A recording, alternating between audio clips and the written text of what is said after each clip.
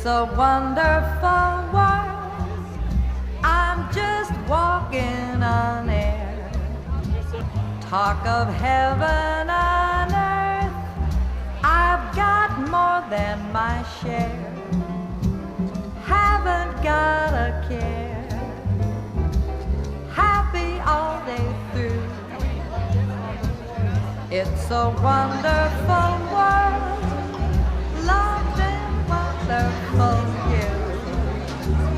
It's a wonderful world. I'm just walking on air. And I always say, so you know what's coming next, remember that in every heart there is art. And now it is my great pleasure to introduce Jess Cagle. He has graciously agreed to say a few words, especially for our dinner guest tonight. So Jess, if you will come forward, we'd love to have you say something. Thank you all so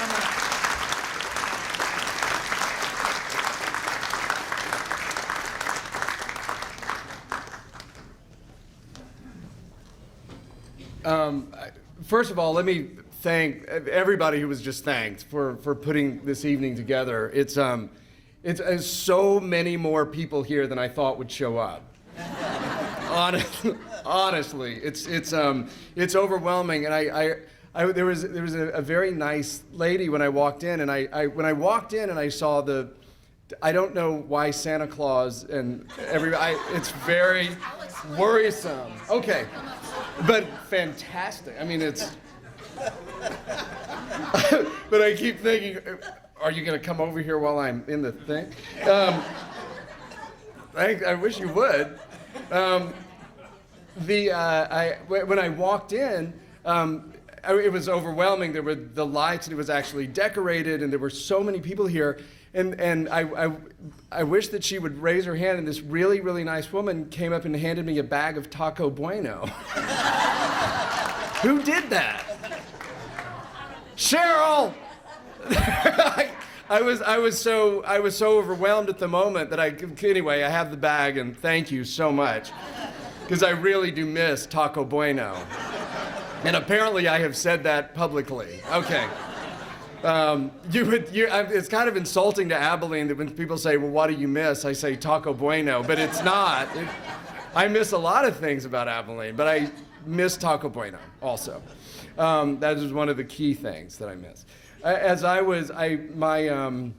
My family is here, and I'm thrilled that they're here. They're all at this table right here, including my mom, Cleta Cagle Bradley. And I have to. I have to recognize my mom, because while I don't think of myself as a celebrity, celebrities are the people that I put on the cover of Entertainment Weekly and People and interview on red carpets, and I really don't think of myself as one of them. However, I do have something of a public job, and being a journalist, particularly writing at People, I often share personal information about myself. And I promise you that there is no personal information that you could share about you or your family that your mother wants to see in print. And not long ago, the spanking debate was in the news. And I wrote an editorial in People late on a Monday night before we went to press. And I decided, well, I'm going to weigh in on the spanking debate. And I wrote about how when I was a kid, my mom used to spank me with a ping pong paddle. And I gave full details on this horrible, horrible childhood that I had, which explains everything. And I was walking down the hall really late at night. I was going down to look at the final covers, and I thought, I wonder if I ought to give my mom a heads up on that spanking thing. And then I thought, nah. We'll just let her be surprised when she gets her People magazine in the mail. And sure enough, she was. So, my long-suffering mother, thank you for being long-suffering and for raising me and for being here tonight.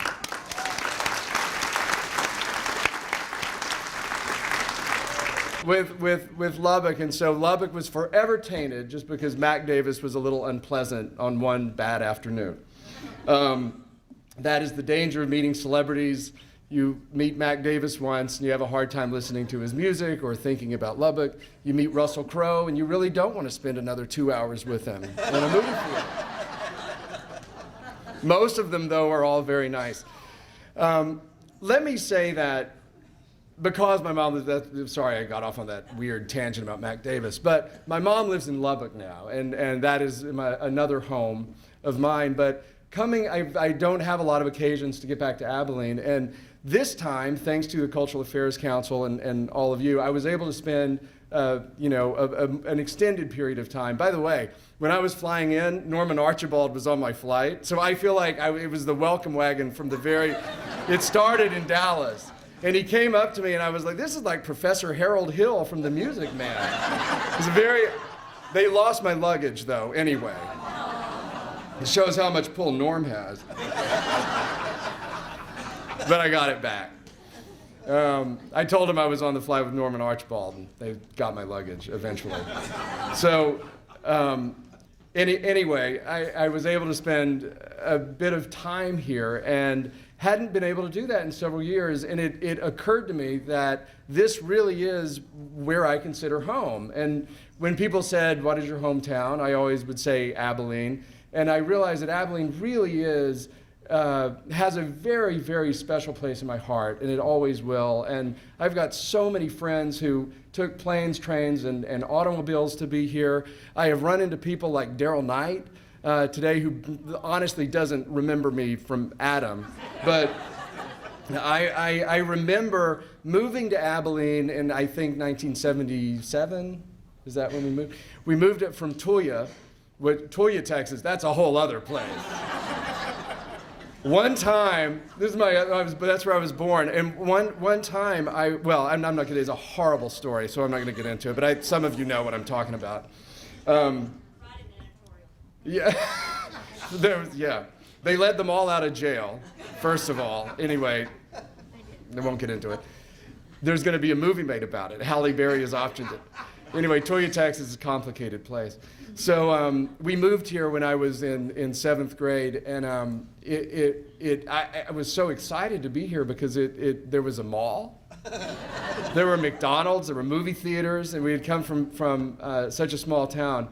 And there was also, as we all know, this incredible attention to the arts in our schools, on a civic level, in our churches, and it was a place where I really thrived. And Daryl Knight was in 9th grade at Madison Junior High, and I was in 7th grade. And I got out of other electives because I got to take speech for an extra bit of time. I can't remember how we divided it up, but I got to be in the 9th grade speech class that Ann White taught at Madison. And I just remember I idolized Daryl Knight. Daryl Knight he literally does not remember me. I'm telling you, he does, but not until he saw me on television years later. He would have forgotten. But I just idolized Daryl Knight. He had a big Cadillac, and he was really popular, and Sydney Sinner was in our class, and she was maybe the funniest person I'd ever met. She couldn't be here tonight. Whatever. Live somewhere else, okay. Other people got here, Becky, Lisa. Anyway. It was an incredible place to grow up, and it was an incredible place to grow up for somebody interested in being in the arts because of so many people in this room and because of so many people like the people in this room. And I owe everything to Abilene. It all goes back to Cooper High School and Madison Junior High. And I want to specifically say hi to Robert Holladay. Where's he? Oh. Yeah, another one who couldn't be here. Had to go somewhere else. Okay, he's very busy. Anyway, but Robert Holladay, just introduced all of the students. So many of us are here tonight. And as he taught us, English, he also taught us about film and art and so many things. And this is the part you'll hear again at the Paramount. But introduced me to the writings of Pauline Kael, which made me want to be a writer, which made me write movie reviews for the Baylor Lariat, which led to a journalism degree, which led to an internship at the Reporter News and then People Magazine, and then that's where I landed. Anyway, it all goes back to here, to wonderful people, a wonderful town, and thank you so much. I'm so very, very honored.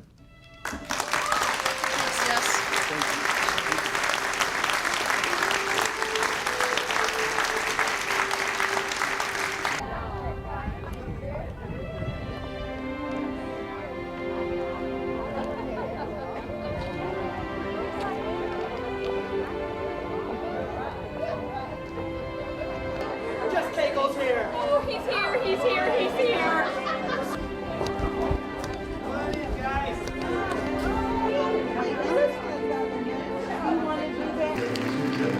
The Abilene Cultural Affairs Council welcomes you to an evening on the red carpet with Hollywood's Jess Cagle, live from the Paramount Theater in Abilene, Texas. We want to thank our key sponsors, Sony, the Abilene Reporters, AXV, Chaos, and Please welcome Mr. Holladay and Mr. Paramount.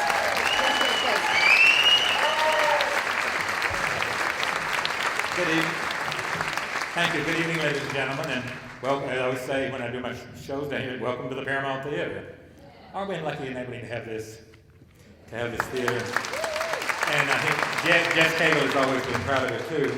Jess, of course, most of you know, of course, is the editor and chief, of course, of People Magazine and Entertainment Weekly. They have the largest subscription in the entire world of any magazine, I believe. And also, he's been doing the red carpet things for quite a few years now for ABC. But it is so wonderful to realize he came from, this is his home, this is Abilene. And once again, he was at Cooper High School for 3 years. I had a film society at Cooper for about 25 years, and 3 of those years, Jess was there. We used to meet in my home, and I had a 30-foot long screen in my house. And then we moved to Cooper with a 50-foot long screen. We showed a movie every Saturday night. And when the Paramount, of course, was started, then we came down here with the classic films. And I think Jess would be happy to know, of course he does know, that I still have a film society in my house for the last 13 years on Saturday nights. And we still show classic films. Jess is one of those people, as I said, after teaching, and it's been so wonderful seeing all my exes here tonight, but Jess really holds a special place in all of our hearts. He has done so much with his life, so many wonderful things, and I was told to take 3 minutes. And I said, I can't even say Jess Cagle in 3 minutes. But so I'm going, they'll probably get a rope in a minute and haul me off. But anyway, we'd like to, I told him I think it would be interesting for him to tell people what it was like, of course, when he left Cooper, left Abilene, of course, went on to other things, other universities and other things. But also, of course, how in the world do you get to where you're going, of course, from going to Abilene, Texas, to becoming the head of 2 of the greatest magazines in the entire world. I've heard so many people on talk shows say they love to be interviewed by Jess Cagle. And everybody on the Today Show, Good Morning America, they mention his name. They say he's fair, he's honest, and he listens to what we're saying. So I think you'll be very interested to hear what he has to say. One thing, he has interviewed everybody in the world, literally almost, that's alive. And, but he called me a few years ago, and I'll never forget this as long as I live. He doesn't know I'm telling this. But he called me on the phone. He says, guess where I am? And I said, where? He said, you live, based in New York. He said, I'm in Los Angeles. And he said, I just had an interview. And I said, well, with whom? He said, well, I drove up to a gated community. The man let me in, and there was a Mercedes-Benz sitting there. And I said, is that her car? And he says, oh, no, that's her hairdresser. And of course, Jess knows me very well. And he said, I just came from interviewing Elizabeth Taylor. Of course, I died. And Elizabeth was my favorite. And of course, he got her to autograph. I had her autograph a long time ago. She re-autographed things. She always did it in purple ink. So Jess, thank you for everything you've done for careers and people and inspiration and getting wonderful things from people and notices. And thank you for being an Abilenian, an ex-Abilenian, but we still claim you. And so I would like for Jess to tell us some things that happened to him when he left Abilene and got to where he is today. So let's get a big welcome for Jess Cagle.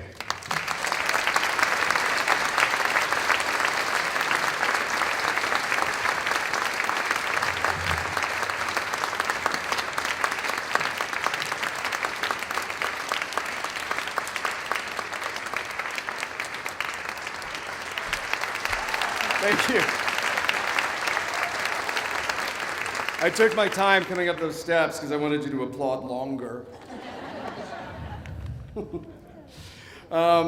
I don't really know how to start. By the way, Robert mentioned that interview with Elizabeth Taylor, and he got one detail wrong. When I drove up and went into the driveway, there was a Rolls Royce. That was the car of her hairdresser. It's a true story. I don't know where to begin thanking people who've put together tonight. I don't know where to begin thanking people who actually showed up, because I really thought it would be an empty auditorium and we'd just, go back to Robert's house and watch a movie. Sorry, Mr. Holladay. I've become very familiar over the years.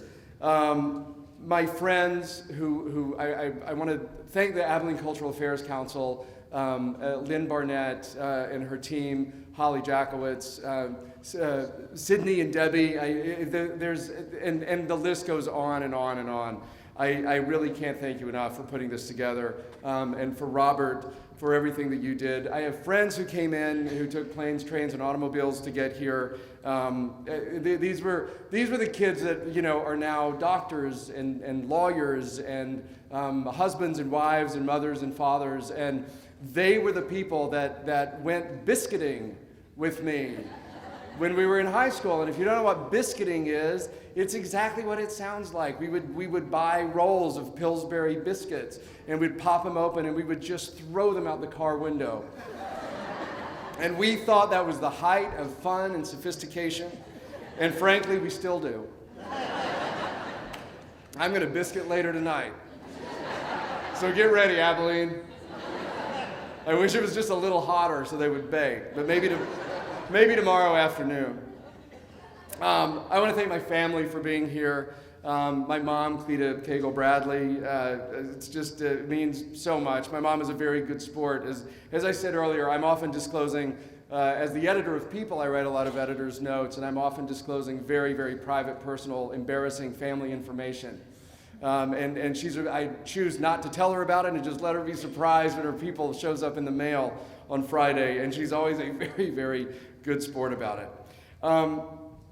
I want to thank Eden Vanderzee, because my luggage was lost at the airport, and I forgot to go buy a new tie. Eventually, I got the luggage back, but I've got a horrible New York real estate story. All of my clothes are in storage somewhere, and I only had one tie, and the one that Eden bought for me today as a congratulations gift is much nicer than what I had. So thank you, Eden, for the fancy Burberry tie. There she is. Okay. People say, how do you go from Abilene to Hollywood, to New York, to the red carpet? And that's the question that people kept asking me when I said, well, what do I say tonight? People are actually paying to hear this. And thank God Susan King and Dick Spalding were up here to do their show, because that's much better than what you're about to hear here. But I decided, you know what, I'm going to answer that. How do you go from Abilene to New York and Hollywood and the red carpet? And I will tell you that because I grew up in Abilene, it really did not ever feel like a very short walk. I'm so grateful to Abilene because of its focus on the arts, because of people like you who supported the arts. The world seemed wide open. It never seemed like the arts anywhere were so far away. So many people came into Abilene as guest speakers and things like that the world felt very, very available. It never occurred to me that I couldn't go off and have some kind of job in the arts. And I didn't always know what that would be, but I knew that I could do it. The arts were alive here in Abilene, at Paramount. At the Paramount here, at school, at church, at the Civic Center, at the newspaper, at the community theater. the arts were all around me, and there was more opportunity than I could even take advantage of. I'm grateful to the teachers at Cooper, those teachers like Mr. Holladay and Mr. Short and Mr. Dudley, who because they were obviously insane, they wanted to take teenagers to New York and to Europe. I remember a trip that we made to New York, and we took a bus to go to dinner, and I'm not going to say her name because it might embarrass her, but we got back to the hotel.